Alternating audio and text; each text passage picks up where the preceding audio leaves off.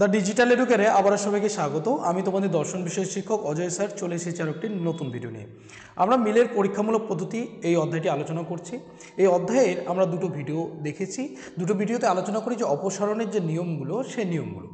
আজকে সেই নিয়মগুলোকে প্রয়োগ করে আমরা পদ্ধতি আলোচনা করব। আর মনে রাখবে যে আজকে যে পদ্ধতিটা আলোচনা করব সেই পদ্ধতিটা কিন্তু তোমাদের পরীক্ষার জন্য, উচ্চ মাধ্যমিক 2025 সালের জন্য কিন্তু 100% কমন, মানে আসবেই এই প্রশ্নটা। তো উত্তর সহ আজকে কনসেপ্ট ক্লিয়ার করবে।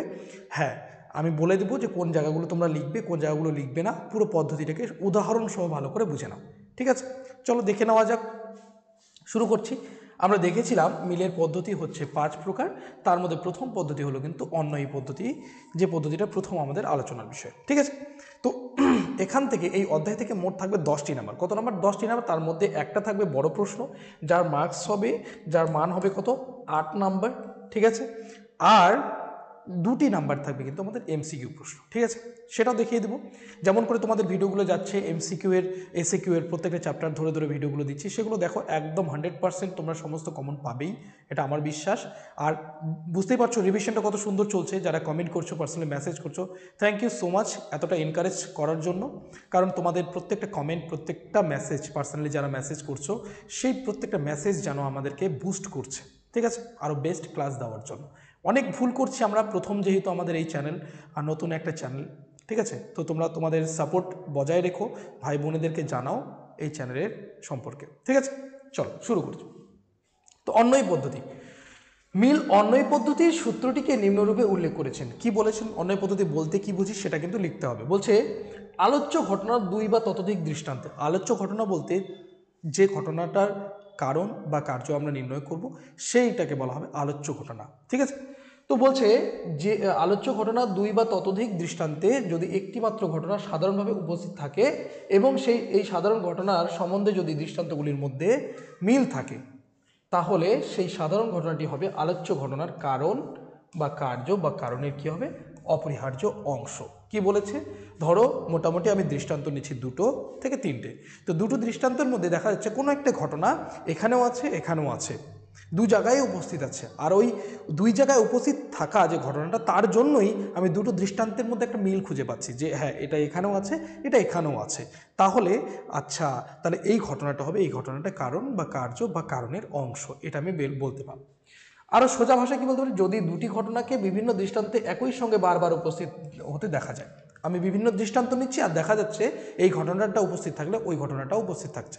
যখন বারবার বিভিন্ন দৃষ্টান্তে আমি দেখতে পাচ্ছি যে একটা ঘটনার সাথে আরেকটা ঘটনা বরাবর উপস্থিত থাকছে, তাহলে উপস্থিতির ওই মিল বা অন্যয় দেখে মিল, এই যে অন্যয় কথাটা, যে অন্যই বলছি, অন্যয় মানে মিল, অন্যয় মানে কি বলতো? মিল। এই কথাটা মাথায় রাখবে। দেখে অনুমান করা যায় যে ওই 2টি ঘটনার মধ্যে কি আছে বলতো? কার্যকারণ সম্বন্ধ আছে। আমি 2টো দৃষ্টান্ত নিচ্ছি, সেই 2টো দৃষ্টান্তের মধ্যে কি হচ্ছে বলতো? একটা ঘটনা বারবার উপস্থিত থাকছে। যখনই আমি দৃষ্টান্ত নিচ্ছি তখনই যাচ্ছে এই ঘটনাটা যখনই উপস্থিত থাকছে, তখনই পরবর্তী যে ঘটনাটা অন্য দৃষ্টান্তে সেটাও ওখানে উপস্থিত থাকছে। তখনই কিন্তু বুঝতে হবে ওই 2টো ঘটনার মধ্যে নিশ্চয়ই কোনো কার্যকারণ সম্বন্ধ আছে। ঠিক আছে, তো এই জন্য এই পদ্ধতিকে কী বলা হয় বলো তো? অন্যয় পদ্ধতি। কারণ দুটো দুটো ঘটনার মধ্যে যখন আমরা অন্যয় দেখে, মিল দেখে, যে কোনো কিছু একটা সাধারণ ঘটনার রূপে উপস্থিত আছে, সেই মিল দেখে যখন আমরা কী করছি, তাদের মধ্যে কার্যকারণ সম্বন্ধ নির্ণয় করার চেষ্টা করছি, যে পদ্ধতির মাধ্যমে করছি সেই পদ্ধতিকে বলা হয় কী বলতো? অন্যয় পদ্ধতি। কী পদ্ধতি? অন্যয় পদ্ধতি। এটা, এই যে অন্যয় পদ্ধতি কোন সূত্রের উপর ভিত্তি করে দাঁড়িয়েছে খুব সুন্দরভাবে মনে রাখবে, এমসিকিউ প্রশ্নের জন্য বিশেষ করে। অপসারণের প্রথম নীতি বা প্রথম সূত্রের উপর কিন্তু দাঁড়িয়ে আছে অন্যয় পদ্ধতি। তাহলে অন্যয় পদ্ধতি কোন সূত্রের উপর? প্রথম। ঠিক আছে, মনে রাখবে। অপসারণের প্রথম নীতি অনুযায়ী অগ্রবর্তী, অগ্রবর্তী মানে কি? পূর্ববর্তী, মানে আগে ঘটা। অগ্রবর্তী ঘটনার যে অংশকে বাদ দিলে কার্যের বিলুপ্তি ঘটে না। মানে আগে ঘটা কোনো ঘটনার অংশকে কী হচ্ছে? বাদ দিয়ে দিলাম আমি, তাহলে কী হবে না? কার্য, পরবর্তী ঘটনার আগে ঘটা ঘটনাকে আমরা কারণ বলি, আর পরে ঘটা ঘটনাকে আমরা কী বলি? কার্য বলি। তাহলে আগে ঘটা কোনো ঘটনার যে অংশ, তাকে আমি বাদ দিলাম। বাদ দেওয়ার ফলে পরবর্তী ঘটা যে ঘটনা, তার কোনো রকম কোনো ক্ষতি হলো না। সেই অংশটি কখনো কারণ বা কারণের অংশ হতে পারবে না। ভালো করে মনে রাখবে প্রথম নীতিটা কি? প্রথমটা হচ্ছে যে পূর্ববর্তী ঘটনার যে অংশকে পূর্ববর্তী দেখো, যে কোনো ঘটনা ঘটার আগে মনে রাখবে যে অনেক আগে অনেক ঘটনা ঘটে। তো সেই সবগুলো ঘটনা কি পরবর্তী ঘটনার কারণ? ধরো একটা দুর্ঘটনা ঘটলো, দুর্ঘটনা ঘটার আগে তো অনেক কিছু ঘটে, সেগুলো কিন্তু সবগুলো আগে ঘটা যে কোনো ঘটনাকে আমরা কারণ বলতে পারি না। তো ওই আগে ঘটা ঘটনার মধ্যে কোনো কোনো একটা ঘটনাকে আমি বাদ দিয়ে দিলাম, তাতে দেখা যাচ্ছে যে পরবর্তী যে ঘটনা যেটা কার্য, সেই কার্যের কোনো রকম কোনো ক্ষতি হলো না। তাহলে ওই যে আগে ঘটনা যেটাকে আমি বাদ দিয়েছি সেটা পরবর্তী ঘটনার কোনোদিনও কোনো কারণও হতে পারে না, কারণের অংশ হতে পারবে না। এটা হচ্ছে আমাদের প্রথম নীতি বা প্রথম নিয়ম। এই নিয়ম থেকে অন্যয়ী পদ্ধতির সাহায্যে প্রমাণিত হয় যে কোনো আলোচ্য ঘটনার সঙ্গে যদি একটি পারিপার্শ্বিক ঘটনা সবসময়ই বর্তমান থাকে, কোনো গুরুত্বপূর্ণ ঘটনা, আলোচ্য যে ঘটনা আমরা কার্য বা কারণ বের করছি, তার সঙ্গে যদি পারিপার্শ্বিক কোনো ঘটনা সবসময় বর্তমান থাকে, তাহলে তাদের মধ্যে কোনো কার্যকারণ সম্বন্ধ থাকবে। যখন পর পর দুটো ঘটনায় উপস্থিত থাকবে, তার মানে বুঝতে হবে যে তাদের মধ্যে নিশ্চয়ই কোনো কার্যকরণ সম্পর্ক আছে, তাদের মধ্যে নিশ্চয়ই কোনো একটা সম্বন্ধ রয়েছে। ঠিক আছে, এইগুলো হচ্ছে যে অন্যয়ী পদ্ধতি কাকে বলে সেই সংজ্ঞাটা। ঠিক আছে, কোন সূত্রের উপর ভিত্তি করে আছে সেটা। নেক্সট, এই পদ্ধতির সূত্রটিকে এখন বিশ্লেষণ করে আলোচনা করব। দেখে নাও কি বলেছে। বলছে অন্যয়ী পদ্ধতি প্রয়োগের জন্য দুই বা ততোধিক দৃষ্টান্তের প্রয়োজন হয় এবং দৃষ্টান্তগুলি পর্যবেক্ষণের সাহায্যে সংগৃহীত হয়। আমরা এই যে অন্যয়ী পদ্ধতি যে রয়েছে, এই অন্য পদ্ধতিকে আলোচনা করার জন্য আমরা কি করতে হবে বলতো? আমাদেরকে অবশ্যই দুই বা ততোধিক কিন্তু দৃষ্টান্ত নিতে হবে, আমাদের একের বেশি দৃষ্টান্ত কিন্তু নিতে হবে। প্রতিটি দৃষ্টান্তেই পূর্ববর্তী এবং অনুবর্তী ঘটনার একটি মাত্র বিষয়ে উপস্থিতির মিল থাকবে। মানে প্রত্যেকটা ঘটনার মধ্যে কি থাকবে বলতো? যে পূর্ববর্তী আর অনুবর্তী যে ঘটনা, তার মধ্যে একটি মাত্র বিষয়, ধরো এদিকে পূর্ববর্তী আর এদিকে হচ্ছে পরবর্তী। এই পরবর্তী তাকেই বলছি আমি, অনুবর্তী ঘটনাকে পরবর্তী বলে আর পূর্ববর্তী ঘটনা অগ্রবর্তী বলে। তো এখানে যে ঘটনাটা থাকবে ওখানেও সেই ঘটনাটার পরবর্তী ঘটনা থাকবে। তার মানে কি দুই দিকেই মিল থাকবে, যে ঘটনার জন্য মিল থাকবে সেটাকে আমরা কারণ বা কারণের অংশ বলতে পারি। আর ওই একটি মাত্র বিষয়ের উপস্থিতি ছাড়া অন্য সব বিষয়ে দুটি ঘটনার মধ্যে কি থাকবেন? অমিল থাকবে, মানে কোনো রকম মিল থাকবে না। খালি ওই ঘটনাটাই দেখা যাবে যে আমি একটা দৃষ্টান্ত নিলাম, দুইটা দৃষ্টান্ত নিলাম, তিনটা নিলাম, এরকম করে দেখা যাচ্ছে এখানেও সেই তিনটাই সেই ঘটনাটাই মিল। বাকি যে তার পারিপার্শ্বিক যে আরও ঘটনাগুলো ঘটেছে তাদের সঙ্গে কোনো মিল নেই পূর্ববর্তী আর পরবর্তী ঘটনার মধ্যে। ঠিক আছে, এবারে দেখো কি বলেছে, যে এই উপস্থিতির মিল লক্ষ্য করে সিদ্ধান্ত করা হবে যে হ্যাঁ, যে বিষয় দুটির মধ্যে কী সম্পর্ক আছে বলতো? কার্যকর সম্পর্ক আছে। কেমন করে আমরা বুঝবো? আরও একটু দেখে নাও। আমরা এখন সুন্দর করে কিন্তু কিসের মাধ্যমে বুঝবো? সাংকেতিক উদাহরণ। এটা কিন্তু তোমাদের মোস্ট ইম্পর্টেন্ট জায়গা, যে জায়গাটা কিন্তু খুব ভালোভাবে তোমাদেরকে কিন্তু কী করতে হবে? মনে রাখতে হবে। কি বলেছে সাংকেতিক উদাহরণে? দেখো বলছে অগ্রবর্তী ঘটনা মানে পূর্ববর্তী ঘটনা, তারপরে অনুবর্তী ঘটনা মানে পরবর্তী ঘটনা, যেটা পরে ঘটে, যেটা আগে ঘটে সেটা কারণ, যেটা পরে ঘটে সেটা হচ্ছে কি বলতো? কার্য। তাহলে এখানে দেখা যাচ্ছে আমি দৃষ্টান্ত নিয়েছি। কী কী দৃষ্টান্ত দিচ্ছি? 1 নম্বর, 2 নম্বর, 3 নম্বর, তিনটা দৃষ্টান্ত নিয়েছি। দেখা যাচ্ছে তিনটা দৃষ্টান্তে যখনই এ বি সি, ধরো এইখানে তিনটা ঘটনা আমার সাথে ঘটেছে আগে, তারপরে পরবর্তী কার্য হিসেবে এই ঘটনা ঘটেছে।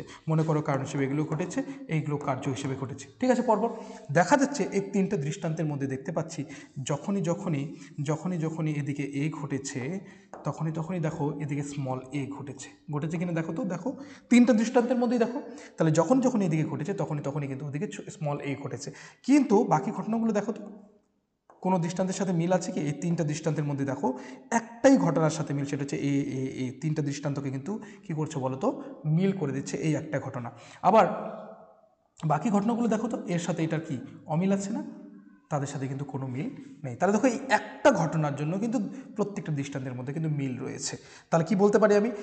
এই যে বড় হাতের যে এ আছে মানে ক্যাপিটাল এ, সে যে স্মল এ, তাদের মধ্যে নিশ্চয়ই কোনো কার্যকরণ সম্পর্ক আছে। তাহলে বলতে হয় এ হলো এর কারণ, আর স্মল এ হলো বড় ক্যাপিটাল যে এ, তার হচ্ছে কি বলতো?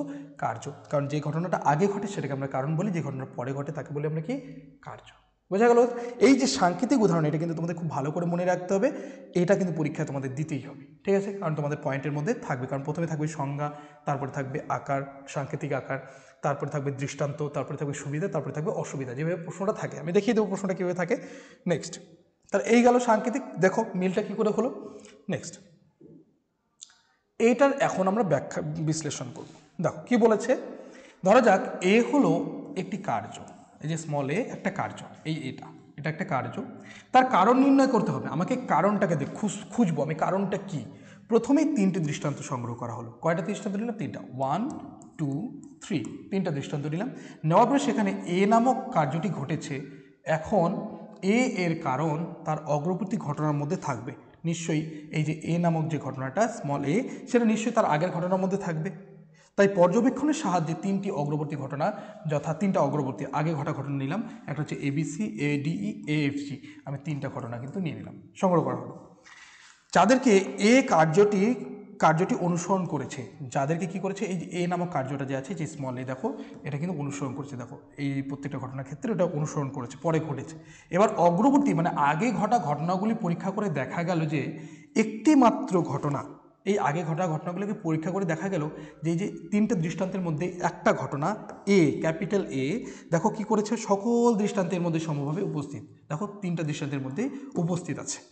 এবং বিসিডিইএফ, এই যে বাকি যে ঘটনাগুলো, প্রভৃতি ঘটনাগুলি কোনো কোনো দৃষ্টান্তে উপস্থিত আছে, আবার কোনো কোনো দৃষ্টান্তে কিন্তু উপস্থিত নেই। কিন্তু বাকি যে ঘটনাগুলো বিসিডিইএফজি, এরা কিন্তু কোনো কোনো দৃষ্টান্তে আছে, কোনো কোনো দৃষ্টান্তে নেই। যেহেতু কারণ হবে কার্যের অপরিবর্তনীয়, যেহেতু কারণ হবে কার্যের কি অপরিবর্তন, মানে নিয়ত সবসময় কার্যের আগে থাকবে কারণ, সে পূর্ববর্তী ঘটনা, সেহেতু বিসিডিইএফ প্রবৃত্তি কিন্তু এই যে এ নামক ঘটনাটার কী হতে পারে না, কারণ হতে পারবে না। কারণ দেখো, কারণ যদি সবসময় কার্যের আগে থাকে, তাহলে যেগুলো পরিবর্তন হয়ে যাচ্ছে, যে ঘটনাগুলো, যে বাকি যে ঘটনাগুলো দেখো পরিবর্তন হয়ে যাচ্ছে, তাহলে সেগুলো কখনোই কারণ হতে পারবে না, কখনোই তাদেরকে আমি কারণ বলতে পারবো না। অতএব এ, ক্যাপিটাল যে এ ঘটনাটি হলো স্মল এ এর কারণ। তাই দেখা যাচ্ছে যে এই যে এ নামক ঘটনাটা, ক্যাপিটাল এ, এই এটা কিন্তু সর্বদাই এই এ এর আগে ঘটেছে। তাই এই স্মল এ, এই যে এই কার্যটার কারণ আমি বলতে পারি কাকে, ক্যাপিটাল এটাকে বলতে পারি। কারণ বাকি ঘটনাগুলো পরিবর্তন হয়েছে, কারণ আমরা কারণের সংজ্ঞা পড়ে এসেছি। কারণ কাকে বলবো, অপরিবর্তনীয় পূর্ববর্তী ঘটনাকে, যে ঘটনা কখনো পরিবর্তন হবে না, আগে ঘটবে কিন্তু সেটা অপরিবর্তন হবে, মানে যেমন অতীতকালে ঘটেছে, বর্তমানে ঘটছে এবং ভবিষ্যৎকালেও ঘটবে। ঠিক আছে, নেক্সট। এবারে দেখো বাস্তব উদাহরণের সঙ্গে আমরা দেখব কি বলেছে উদাহরণ। কারণ, কার্য থেকে কারণ, এই পদ্ধতির কিন্তু সুবিধা আছে, এখান থেকে কার্য থেকে কারণকে আমরা বের করতে পারি, কারণ থেকে কার্যকেও বের করতে পারি। বলছে ধরা যাক ম্যালেরিয়া জ্বর হলো, কার্য, ম্যালেরিয়া নামক জ্বরটাকে কার্য, তার কারণ আমি খুঁজব। কি হলো, এই জন্য যেসব জায়গায় ম্যালেরিয়া জ্বর বেশি হচ্ছে সেই সব জায়গায় পর্যবেক্ষণ করে দেখা গেল সমস্ত ক্ষেত্রে ম্যালেরিয়া জ্বরের অপরিবর্তনীয় অগ্রবর্তী বা পূর্ববর্তী ঘটনা হচ্ছে কি বলতো, অ্যানোফিলিস মশার দংশন। অ্যানোফিলিস নামক যে মশা, সেই মশা কিন্তু কামড়ালেই কিন্তু কি হয় বলতো, কি জ্বর হয়, ম্যালেরিয়া জ্বর হয়। তো আমরা কি করলাম, এই ম্যালেরিয়া জ্বরের কারণ খুঁজতে বেরিয়েছি। এবার কারণ খুঁজতে গিয়ে দেখছি যে যে জায়গায় এই ম্যালেরিয়া জ্বরটা বেশি হচ্ছে, সেখানে গিয়ে দেখছি যে যারই ম্যালেরিয়া জ্বর হয়েছে, সেই ম্যালেরিয়া জ্বরের একদম অপরিবর্তনীয় পূর্ববর্তী ঘটনা, যেটা অপরিবর্তনভাবে ঘটেছে, সেটা হচ্ছে কিন্তু অ্যানোফিলিস মশার দংশন। এক্ষেত্রে অন্যান্য অগ্রবর্তী ঘটনা যেমন হচ্ছে নর্দমা, ময়লা, পোশাক, অখাদ্য খাওয়া, রাত্রি জাগরণ, আবর্জনা প্রভৃতি কোনো কোনো ক্ষেত্রে উপস্থিত আছে, আবার কোনো কোনো ক্ষেত্রে কিন্তু অনুপস্থিত আছে। কিন্তু যেখানেই ম্যালেরিয়া, সেখানেই নিয়ত অগ্রবর্তী ঘটনা হিসেবে কিন্তু অ্যানোফিলিস মশার দংশন উপস্থিত আছে। আমরা বাকি যে কার্যগুলো মানে ঘটনাগুলো করেছি, যেগুলো রাত জেগেছি, আবর্জনা ছিল, অখাদ্য খেয়েছি, ময়লা পোশাক পরেছি, নর্দমার পাশাপাশি ছিলাম, এই সমস্ত কিছু কোনো কোনো জায়গায় ছিল, কোনো কোনো জায়গায় ছিল না, এগুলো পরিবর্তন হয়ে গেছে। কিন্তু দেখা গেছে ম্যালেরিয়া জ্বর, এই যে ম্যালেরিয়া জ্বরটা হয়েছে, তার মানে নিয়ত একদম অপরিবর্তনীয়ভাবে তার আগে ছিল হচ্ছে অ্যানোফিলিস মশার দংশন। আমরা সব জায়গায় দেখতে পাচ্ছি যে সেখানে আসলে কিন্তু ম্যালেরিয়ার কারণটা হচ্ছে কি বলতো, অ্যানোফিলিস মশা। এর থেকে অন্য এই পদ্ধতি প্রয়োগ করে সিদ্ধান্ত করা যেতে পারে যে ম্যালেরিয়া জ্বরের কারণ হলো কি বলতো, অ্যানোফিলিস মশার দংশন। কারণ অন্য কোনো কিন্তু আর বিষয়ে কিন্তু মিল থাকছে না। কারণ অখাদ্য খাওয়ার থেকে ম্যালেরিয়া জ্বর হতে পারে না, অখাদ্য খাওয়ার থেকে বা নোংরা পোশাক পরার থেকে কিন্তু ম্যালেরিয়া হতে পারে না। কিন্তু কি হচ্ছে বলতো, যখনই অ্যানোফিলিস মশা দংশন করছে বা কামড়াচ্ছে, তখনই কিন্তু আমাদের কী হচ্ছে, ম্যালেরিয়া জ্বর হচ্ছে। তাহলে একদিকে আমি লিস্ট করতে পারি পূর্ববর্তী ঘটনা আমরা 3 জন মানুষকে আমরা জিজ্ঞাসা করছি, ঠিক আছে, যে তোমার ম্যালেরিয়া জ্বর হয়েছে, মানে ম্যালেরিয়া জ্বর হয়েছে এমন 3 জন ব্যক্তিকে নিলাম। এদিকে অনুবর্তী ঘটনা মানে কি, আমাদের ম্যালেরিয়া জ্বর, এই ম্যালেরিয়া জ্বরেরই আমরা কি করছি, কারণ বের করছি, ম্যালেরিয়া জ্বর, এখানেও ম্যালেরিয়া 3 জন ব্যক্তিরই কিন্তু ম্যালেরিয়া জ্বর হয়েছে। কিন্তু তারা কি কি ঘটনা করেছে, এই জ্বর হওয়ার আগে তারা তাদের কি কি সমস্যা হয়েছে, তারা রাত জেগেছে, মশার কামড়ান খেয়েছে, অ্যানোফিলিস মশার কামড়ান খেয়েছে, তারপরে হচ্ছে ধরো অখাদ্য খেয়েছে, তো এইভাবে তার যে ঘটনাগুলো দেখা যাচ্ছে প্রত্যেকের কাছে কিন্তু এই অ্যানোফিলিস মশার বা মশার কামড়ানো থাকছে। আর বাকি যে ঘটনাগুলো ধরো অখাদ্য খাওয়া, তারপরে নোংরা পোশাক পরা, নর্দমা থাকা, তারপরে ধরো রাতে ঘুরতে যাওয়া, এই সমস্ত কিছু ঘটনা, বাকি ঘটনাগুলো পরিবর্তন হয়েছে, কিন্তু একটা ঘটনা 3 জনের ক্ষেত্রেই কমন ছিল, সেটা হচ্ছে মশার কামড়ানোটা। আর ওই মশার কামড়ানোটার থেকেই কিন্তু কি হয়েছে বলো তো, ম্যালেরিয়া জ্বরটা হয়েছে। এটা কিন্তু বাস্তব উদাহরণ। তো দেখো আমরা দুটো দৃষ্টান্ত নিয়েছি পূর্ববর্তী অনুবর্তী ঘটনার মধ্যে, 3টে দৃষ্টান্তের মধ্যে দেখা যাচ্ছে একটা ঘটনার মিল, সেটা হচ্ছে কিন্তু মশার কামড়ানো। কী বলো তো, মশার কামড়ানো যখনই থাকছে, এদিকে ম্যালেরিয়া জ্বর তখনই থাকছে। আর বাকিগুলো দেখো, বাকি ঘটনা থেকে কিন্তু কখনোই ম্যালেরিয়া জ্বর হতে পারে, তাই এগুলোকে কখনোই কারণের অংশ বা কার্যের অংশ বা কারণ বলা যাবে না, কখনোই বলা যাবে না। এগুলো বাস্তব উদাহরণ, তোমাদের বাস্তব উদাহরণও দিতে হবে। এটার জন্য তোমরা থাকবে 1 নাম্বার। দেখো খুব সুন্দরভাবে একটা উদাহরণ দেওয়া আছে, যে উদাহরণটা দেখলেই তোমাদের আশা করি বোঝা হয়ে যাবে। বলছে পূর্ববর্তী ঘটনা কি হয়েছে, কি করলাম, চিংড়ির তরকারি খেলাম, ভাত ডাল মাছ খেলাম। প্রথম দৃষ্টান্ত নিয়েছি, চিংড়ির তরকারি খেলাম, রুটি সবজি মাছ খেলাম। চিংড়ির তরকারি ভাত ডিম চাটনি খেলাম, চিংড়ির তরকারি রুটি ডাল মাংস। এই যে 4টা দৃষ্টান্ত নিয়েছি, এর ফলে আমি দেখতে পাচ্ছি একটাই সমস্যা হচ্ছে, হলো পেট খারাপ। কি হয়েছে, পেট খারাপ হয়েছে। পেট খারাপ হওয়ার কারণ হলো চিংড়ির তরকারি খাওয়া। এখানে আমি যদি বের করি যে কারণ কোনটা হবে, তাহলে কারণ হবে দেখো প্রত্যেকটা দৃষ্টান্তের মধ্যে দেখো যদি মিল থাকে কোনো ঘটনার, সেটা হচ্ছে দেখো চিংড়ির তরকারিটা কিন্তু প্রত্যেকটা দৃষ্টান্তে আছে, যে কী খেয়েছি আমি, যেদিনই চিংড়ির তরকারি খেয়েছি সেদিন আমার কিন্তু পেট খারাপ হয়ে গেছে। তাহলে বাকিগুলো দেখো, বাকি ভাত ডাল সবজি এগুলোতে কিন্তু এগুলো পরিবর্তন হয়েছে, দেখো রোজ পরিবর্তন হয়ে গেছে, কিছু না কিছু পরিবর্তন হয়ে গেছে। ছিল না কিন্তু প্রত্যেকটা দিন আমি 4 দিনের খাবার যদি আমি আমার এই রুটিনটা বানাই, দেখা যাচ্ছে যে আমি যেদিনই চিংড়ি তরকারি খেয়েছি সেদিন আমার পেট খারাপ হয়েছে। তাহলে এই পেট খারাপের কারণ কিন্তু আমি রুটিকে বলবো যে রুটি খেলে হচ্ছে, এমনটা বলা যাবে না। কেন, কারণ কি যেদিন আমি চিংড়ি তরকারি খেয়েছি সেদিনই আমার কিন্তু পেট খারাপ হয়েছে, সেদিন কী হয়েছে, আমার পেট খারাপ হয়েছে। তাহলে মনে রাখতে হবে পেট খারাপের কারণ কিন্তু চিংড়ির তরকারি। কিসের তরকারি বলো তো, চিংড়ির তরকারি। কেননা পেট খারাপ হওয়ার কার্যটির অগ্রবর্তী ঘটনায় কেবল চিংড়ির তরকারি খাওয়া ঘটনাটি কিন্তু সকল দৃষ্টান্তে উপস্থিত আছে। দেখো সব দৃষ্টান্তে কিন্তু এটাই আছে, কিন্তু অন্যান্য আনুষঙ্গিক ঘটনাগুলি সব দৃষ্টান্তে উপস্থিত নেই, কিন্তু বাকি যে ঘটনাগুলো অন্য কোনো দৃষ্টান্তে উপস্থিত নেই। এর ভিত্তিতে অন্যই পদ্ধতি প্রয়োগ করে সিদ্ধান্ত করা হয়েছে চিংড়ির তরকারি খাওয়া পেট খারাপ হওয়ার কিন্তু কারণ। এর থেকে আমি বলতে পারি যে পেট খারাপ হওয়ার যে কারণ সেটা হচ্ছে কি চিংড়ির তরকারি। তাহলে পেট খারাপ হওয়ার কারণ কি, সমান চিংড়ির তরকারি খাওয়া। আমি যেদিনই চিংড়ির তরকারি খেয়েছি সেদিনই কিন্তু আমার কী হচ্ছে, পেট খারাপ হচ্ছে। তাহলে এই গেল কিন্তু বাস্তব দৃষ্টান্ত। এখান থেকে আমি কারণ থেকে কার্য বের করতে পারছি। দেখো কারণ থেকে কার্য বের করা, কার্য থেকে কারণ বের করেছি, এবার কারণ থেকে কার্য বের করা। বলছে অতিরিক্ত মদ্যপানের ফলে কি হতে পারে তা আমরা আবিষ্কার করতে চাই। একটা মানুষ অতিরিক্ত মদ্যপান করছে, অতিরিক্ত মদ খাচ্ছে, সেক্ষেত্রে আমরা কি করে বের করব তা মদ্যপানের ফল কি হতে পারে, এই মদ্যপান একটা কারণ, তার ফলে কী হতে পারে। এক্ষেত্রে পর্যবেক্ষণের সাহায্যে কতগুলি দৃষ্টান্ত সংগ্রহ করা হলো।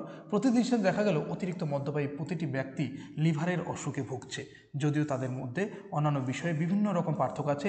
এর থেকে সিদ্ধান্ত করা যায় যে অতিরিক্ত মদ্যপানের ফলে লিভারের অসুখ হয়। আমরা এই যে কারণটা বের করতে যাচ্ছি, যে অতিরিক্ত মদ খেলে বা মদ্যপান যারা করে তাদের কি, তার ফলে ওই কারণটার ফলে কি হতে পারে। দেখা যাচ্ছে আমরা 1 জন 2 জন 3 জন করে ব্যক্তিকে নিলাম যারা মদ্যপান করে, দেখা যাচ্ছে তাদের প্রত্যেকের একটা কমন অসুস্থতা আসছে, সেটা হচ্ছে লিভারের প্রবলেম। কিসের প্রবলেম, লিভারের অসুখ হচ্ছে। তাহলে তার থেকে বোঝা যাচ্ছে যে আমাদের মদ্যপানের যে ফলাফল সেটা কিন্তু লিভারের সমস্যা। বোঝা গেল কথাটা। এটা গেল কারণ থেকে কার্য। আরেকটা কারণ থেকে কার্য দেখো, আমি দৃষ্টান্ত নিলাম কি, বায়ু পরিবর্তন। আমি কাশ্মীরে গেছি, বায়ু পরিবর্তন করলাম, পুরীতে গেলাম, বায়ু পরিবর্তন কোথায় গেলাম, হরিদ্বারে গেলাম। এর ফলে কি হলো, 3 জন ব্যক্তিকে 3 জায়গায় পাঠালো, 3 জন ব্যক্তিকে আমি কী করলাম, 3 জায়গায় পাঠিয়ে দিলাম। কত জায়গায়, 3 জায়গায়। সেক্ষেত্রে দেখা যাচ্ছে তাদের কি হয়েছে, যার ফলে সুস্বাস্থ্য, ত্বক খসখসে হওয়া, সুস্বাস্থ্য রং কালো হওয়া, সুস্বাস্থ্য খিদে বৃদ্ধি পাওয়া। দেখো বাকি আনুষঙ্গিক ঘটনাগুলো কিন্তু পরিবর্তন আলাদা আলাদা। দেখো এই যে ঘটনাগুলো কিন্তু আলাদা আলাদা, কিন্তু একটা জিনিস দেখা যাচ্ছে যে তাদের প্রত্যেকের এই বায়ু পরিবর্তনের ফলে কিন্তু সুস্বাস্থ্য হয়েছে। দেখো ভালো করে 2-3টা দৃষ্টান্তে 3 জন ব্যক্তির ক্ষেত্রে আমরা যদি এটা প্রয়োগ করি, দেখা যাচ্ছে 3 জন ব্যক্তিরই কিন্তু সুস্বাস্থ্য হয়েছে। কিসের জন্য, বায়ু পরিবর্তন।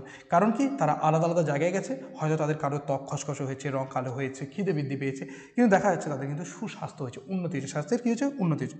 বায়ু পরিবর্তনের ফল বা কার্য হলো স্বাস্থ্যের উন্নতি। তার মানে এই যে বায়ু পরিবর্তনের ফলে আমি যখনই যারা বায়ু পরিবর্তন করেছে দেখা যাচ্ছে তাদের কী হয়েছে বলতো সুন্দর স্বাস্থ্যের পরিবর্তন হয়েছে। কেননা বায়ু পরিবর্তনের অনুগামী দৃষ্টান্তগুলিতে ত্বক খসখসে হওয়া, রং কালো হওয়া, খিদে বৃদ্ধি পাওয়া প্রভৃতি ঘটনাগুলি পরিবর্তন হয়েছে। যখনই বায়ু পরিবর্তন হয়েছে তখন কিন্তু সবার মধ্যে এই যে রং কালো হয়ে যাওয়া, ত্বক খসখসে হয়ে যাওয়া এই ঘটনা কিন্তু ছিল না, সবার মধ্যে ছিল না, তাই না? সবার মধ্যে ছিল কি না? তাহলে এই যে মনে রাখতে হবে যে যেগুলো পরিবর্তন হয়ে যাচ্ছে তারা কখনোই কার্য বা কারণ হতে পারে না, কিন্তু বায়ু পরিবর্তনের নিয়ত অনুগামী ঘটনা, নিয়ত মানে কি সবসময় পরে ঘটছে, বায়ু পরিবর্তন যখনই ঘটছে তার নিয়ত অনুগামী রূপে কী ঘটছে, সুস্বাস্থ্য ঘটছে। দেখো বায়ু পরিবর্তন যখনই হয়েছে তখনই সুস্বাস্থ্য হয়েছে, বায়ু পরিবর্তন যখনই ঘটেছে তখনই সুস্বাস্থ্য হয়েছে। তার থেকে আমি কি বুঝতে পারি? তার থেকে বুঝতে পারি যে এই বায়ু পরিবর্তনটা হচ্ছে সুস্বাস্থ্য হওয়ার, ভালো স্বাস্থ্য হওয়ার কারণ। ঠিক আছে, সব কয়েকটি দৃষ্টান্তে উপস্থিত আছে। এবার বায়ু পরিবর্তনের কার্য, তাহলে বায়ু পরিবর্তন, এই যে পরিবর্তন হচ্ছে কারণ, তার কার্য হচ্ছে কি বলতো, সুস্বাস্থ্য। এটা মনে রাখতে হবে। তাহলে এই গেল তোমাদের কিন্তু বাস্তব উদাহরণ, যেগুলো দিয়ে আমরা বুঝতে পারছি যখনই একটা দৃষ্টান্তের মধ্যে যে ঘটনাটা মিল রয়েছে পরবর্তী ঘটনাতে সে তার ফলাফলটা বা কারণটা রয়েছে। তার থেকে আমরা বলতে পারছি অন্যায় পদ্ধতি প্রয়োগ করে যে দুটি ঘটনার মধ্যে কী থাকবে, কার্য আর কারণ সম্বন্ধ থাকবে। বোঝা গেল? তো তোমাদের পরীক্ষায় কিন্তু সংজ্ঞা আসবে, আকার আসবে, বাস্তব উদাহরণ তোমাদের আসবে। যারা লজিক করবে তাদের কিন্তু বাস্তব উদাহরণ দিবে, বাস্তব উদাহরণ দিয়ে তোমাদেরকে বলবে এটা কোন পদ্ধতিতে প্রয়োগ করা হয়েছে। উদাহরণগুলো দেখলেই বুঝতে পারবে যে যখনই দেখবে মিল, অন্যায় কথার মানে হচ্ছে মিল, যখনই দেখবে এই ঘটনা ঘটেছে তো এই ঘটনাটাও ঘটেছে, তার মানে সেখানে অন্যায় পদ্ধতি আছে। ঠিক আছে, সেগুলো আমি প্র্যাকটিসের মধ্যে বলে দেবো। এবারে কি বলেছে, এই অন্যায় পদ্ধতির বৈশিষ্ট্য কিছু রয়েছে। দেখো কি বৈশিষ্ট্য, অন্যায় পদ্ধতি মূলত একটি পর্যবেক্ষণমূলক পদ্ধতি। কি পদ্ধতি এটা? পর্যবেক্ষণ, এমসিকিউ প্রশ্নের জন্য জরুরি। কারণ এক্ষেত্রে আমরা কার্যকরণ সম্বন্ধটিকে প্রতিষ্ঠা করার জন্য যে সকল দৃষ্টান্তগুলিকে সংগ্রহ করি সেগুলি পর্যবেক্ষণের উপর নির্ভরশীল। কারণ আমরা এটাকে পর্যবেক্ষণমূলক পদ্ধতি কেন বলছি, দৃষ্টান্ত যখন গ্রহণ করছি সেটা কিন্তু পর্যবেক্ষণের মাধ্যমে। তাছাড়া প্রকৃতিতে এমন কিছু ক্ষেত্র আছে যেখানে পরীক্ষণ অসম্ভব, যেমন বন্যা, ভূমিকম্প, সূর্যগ্রহণ, অগ্নুৎপাত প্রভৃতি। এইসব ক্ষেত্রে কিন্তু কার্যকরণ সম্পর্ক আবিষ্কার করতে হলে অন্যায় পদ্ধতির সাহায্য গ্রহণ করা ছাড়া আর কোনো উপায় থাকে না। কিছু ক্ষেত্রে কিন্তু পরীক্ষণ করা যায় না, যেমন ভূমিকম্পে আমরা কি পরীক্ষা করব? বন্যার ক্ষেত্রে পরীক্ষণ করা আমাদের সম্ভবই নয়। পরীক্ষণ কোনটা? পরীক্ষণ হচ্ছে ল্যাবরেটরিতে গিয়ে কিন্তু আমরা ওই একটা মানে কৃত্রিম একটা পরিবেশ তৈরি করে সেখানে আমরা কিন্তু পরীক্ষা নিরীক্ষা চালাই। সেটা কিন্তু বন্যা বা ভূমিকম্প বা সূর্যগ্রহণ বা অগ্নুৎপাতের ক্ষেত্রে কিন্তু সম্ভব নয়। সেক্ষেত্রে আমরা কী করতে পারি? সেখানে কোন পদ্ধতি প্রয়োগ করি? সেখানে কিন্তু অন্যায় পদ্ধতি প্রয়োগ করি। এটাও তোমাদের এমসিকিউ প্রশ্নের জন্য আসতে পারে যে ভূমিকম্পে এই ক্ষেত্রে কোন পদ্ধতি আমরা প্রয়োগ করতে পারি? আমরা কিন্তু অন্যায় পদ্ধতির ক্ষেত্রে পর্যবেক্ষণের সাহায্যে একাধিক দৃষ্টান্ত সংগ্রহ করা হয়। এই দৃষ্টান্তগুলির মধ্যে কী করে, একটা পূর্ববর্তী ঘটনা এবং অনুবর্তী ঘটনায় কি একটি মাত্র বিষয়ে মিল লক্ষ্য করায়। কয়টা বিষয় মিল লক্ষ্য করায়? একটা। এটাও প্রশ্ন হতে পারে। এবং যে বিষয়ে উভয় ঘটনার মধ্যে মিল দেখা যায় সেই ঘটনা দুটিকে কার্যকর সম্বন্ধ আবদ্ধ বলে মনে করে, তাদের মধ্যে কার্যকর সম্বন্ধ আছে বলে এটা মনে করা হয়। বিভিন্ন দৃষ্টান্তে একটি সাধারণ ঘটনার মিল ছাড়া অন্য সব ঘটনা কী থাকবে? অমিল থাকবে। কারণ প্রত্যেকটা দৃষ্টান্তে একটাই ঘটনার মিল থাকবে। সেটা কোন পদ্ধতিতে? অন্যায় পদ্ধতি।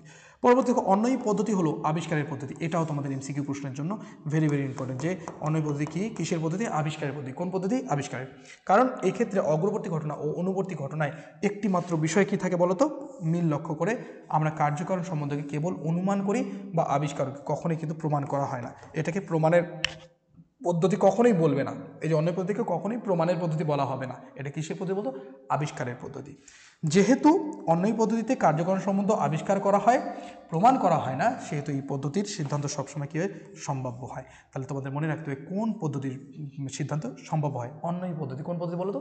অন্যায় পদ্ধতি কখনোই সুনিশ্চিত হয় না। তাই দেখো এখানে কিন্তু আমরা 3টা এমসিকিউ প্রশ্ন পেলাম। কেন এগুলোকে তুলে দিচ্ছি? বৈশিষ্ট্য তোমাদের পরীক্ষায় আসবে না কিন্তু, যে বৈশিষ্ট্য লেখো 3 নম্বর, 4 নম্বর, 5 নম্বরে আসবে না কখন। এর থেকে ছোটো ছোটো প্রশ্ন যেগুলো জায়গায় দাগিয়ে দিলাম যে এখানে কয়টা বিষয় মিল দেখা হয়? একটি বিষয় মিল দেখা হয়। এখানে এই পদ্ধতি কোন পদ্ধতি বলা? আবিষ্কার পদ্ধতি। এটাকে এই পদ্ধতিকে কী বলা হয়? পর্যবেক্ষণমূলক পদ্ধতি। পর্যবেক্ষণ বা আবিষ্কারমূলক পদ্ধতি।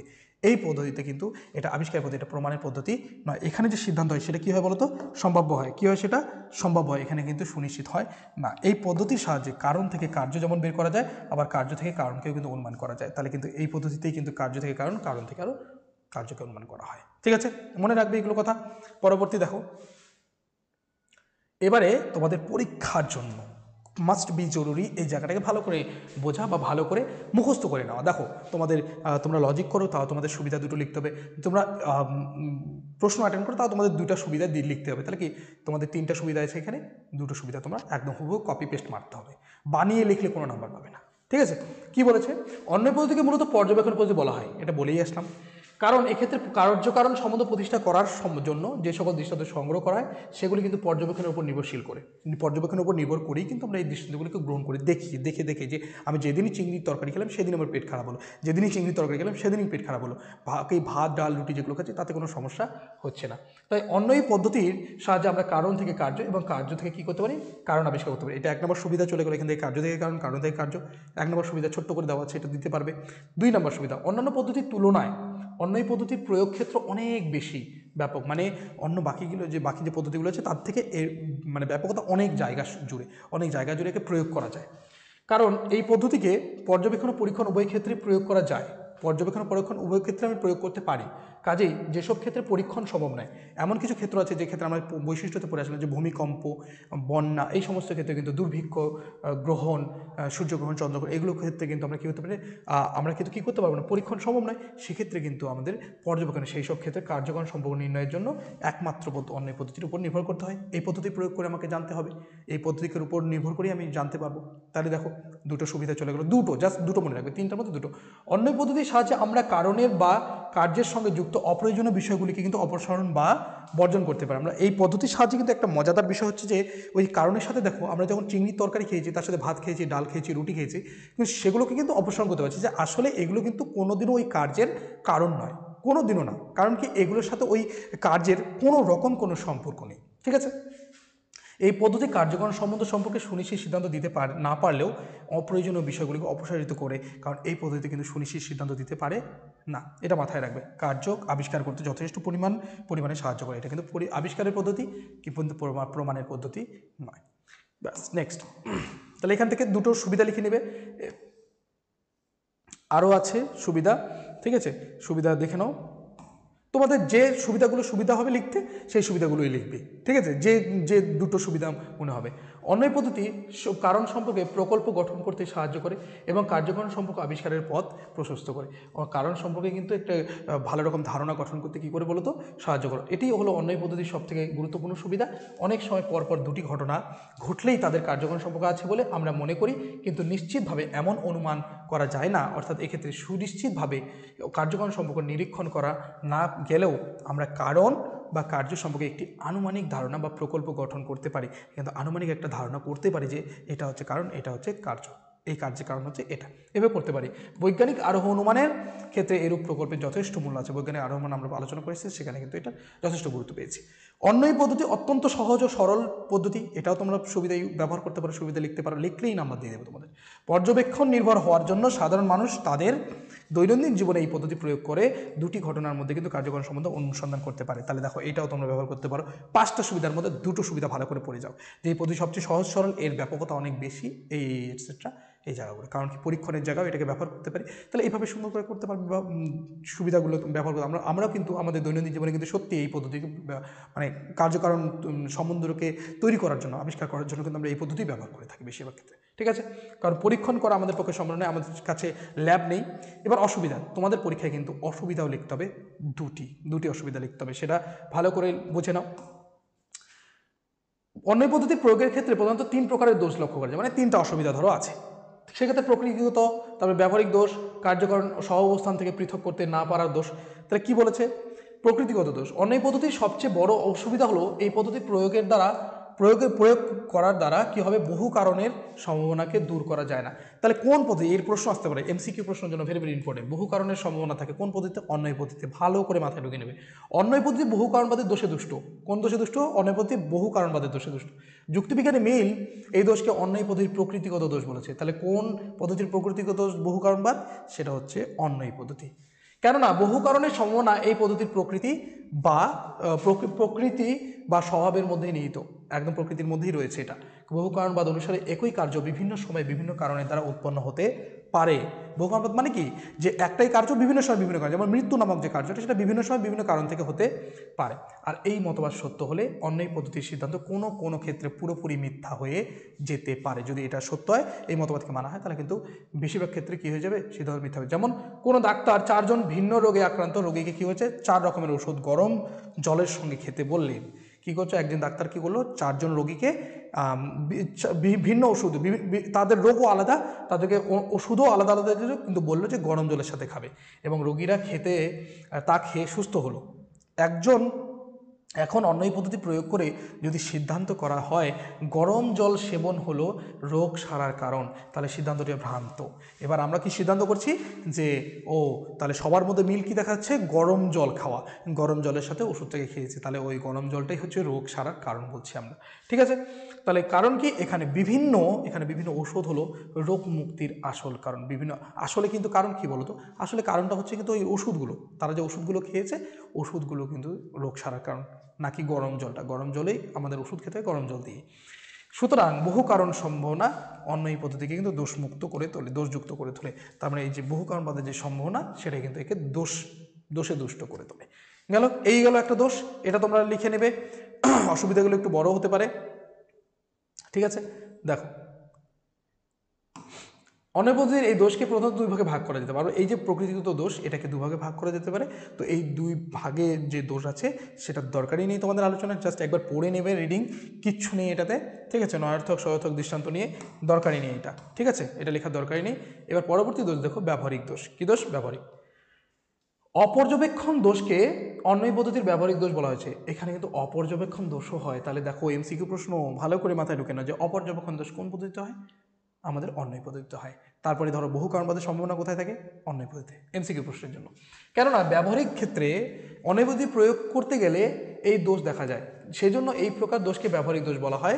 কেমন করে? অন্যয় পদ্ধতি মূলত পর্যবেক্ষণ নির্ভর। ঠিক আছে, পর্যবেক্ষণ করি আমরা এই পদ্ধতি ব্যবহার করি, তাই পর্যবেক্ষণের সাহায্যে যে সকল পূর্ববর্তী ঘটনাকে আমরা সংগ্রহ করি তার মধ্যে আসল কারণটি নাও থাকতে পারে।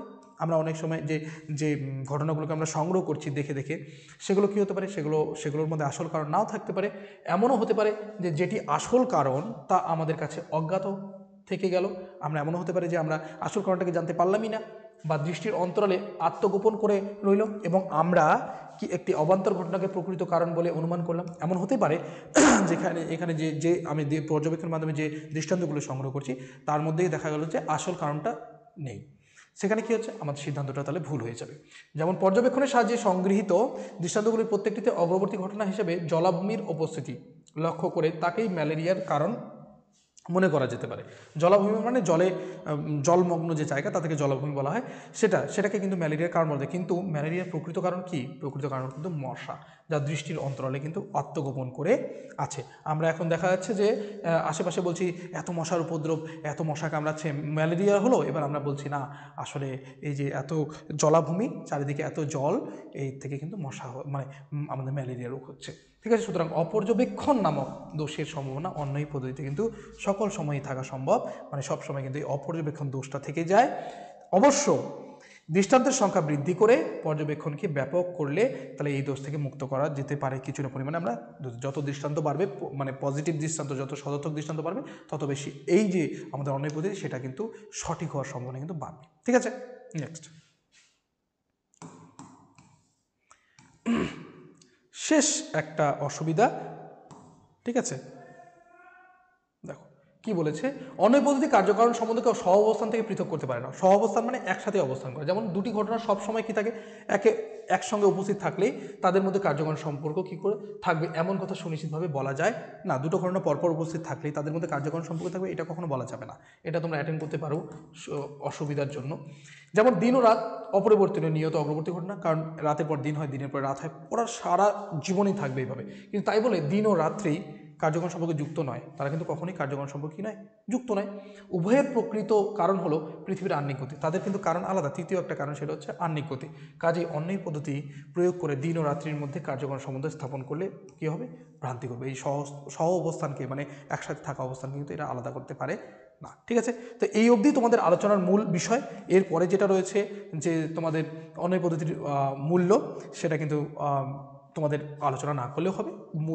এই জায়গাগুলো আলোচনা হয়ে গেছে, আবিষ্কারের পদ্ধতি, পর্যবেক্ষণ পদ্ধতি, এগুলো কিন্তু তোমাদের জন্য এমসিকিউ এর জন্য ভেরি ভেরি ইম্পর্টেন্ট। ঠিক আছে, ভিডিওটা অনেক বড় হলো আমি দেখতে পাচ্ছি, তাতে কোনো অসুবিধা নেই। তোমাদের মূল জায়গাগুলো নোট ডাউন করে নাও এবং ভালো করে কনসেপ্টটাকে ক্লিয়ার করে যাও। তোমাদের প্রশ্ন আসবে এইরকমভাবে যে অন্যই পদ্ধতি আলোচনা করো, তার সংজ্ঞা লেখো, তার সাংকেতিক আকার লেখো, তার দৃষ্টান্ত লেখো, দুটো সুবিধা লেখো এবং দুটো অপশন লেখো। টোটাল থাকবে 8 নাম্বার। 1 1 1 মানে 1 1 এরকম নাম্বার বিভাজনটা এরকম হবে 1 + 1 + 2 + 2 + 2, 5টা পয়েন্ট করে তোমাকে লিখতে হবে। এই 5টা পয়েন্ট করলে তুমি কত নাম্বার পাবে? 8 নাম্বার পাবে। ঠিক আছে, তো ভিডিওটাকে শুরু থেকে শেষ পর্যন্ত দেখার জন্য অসংখ্য ধন্যবাদ, পাশে থাকার জন্য অসংখ্য ধন্যবাদ। শেয়ার করো বন্ধুবান্ধবকে, যেভাবে সিরিজটা চলছে তোমাদের প্রশ্নের সিরিজ সেটাও কন্টিনিউ হবে, শেষ হয়ে যাবে।